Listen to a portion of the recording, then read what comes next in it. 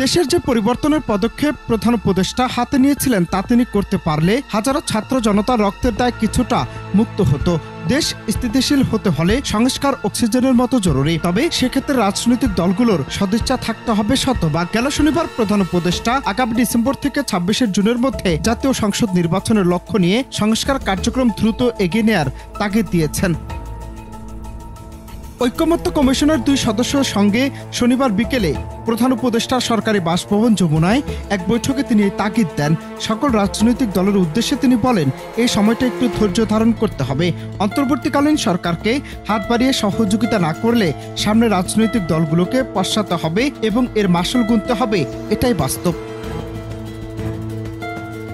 এ সময় আলী রিয়াজ ও ডক্টর বদিউল আলম মজুমদার জাতীয় ঐকমত্য কমিশনের কার্যক্রমের অগ্রগতি সম্পর্কে কমিশনের চেয়ারম্যানকে অবহিত করেন। তারা জানান, বিভিন্ন সংস্কার কমিশনের সুপারিশসমূহ নিয়ে রাজনৈতিক দলগুলোর সঙ্গে পৃথকভাবে আলোচনা চলমান রয়েছে।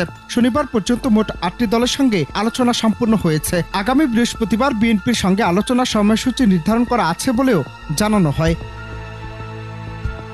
গেল বছরের গণঅভ্যুত্থানের পর ৫ আগস্ট পরবর্তী সময়ে এই দেশ নতুন পথে হাঁটতে শুরু করে।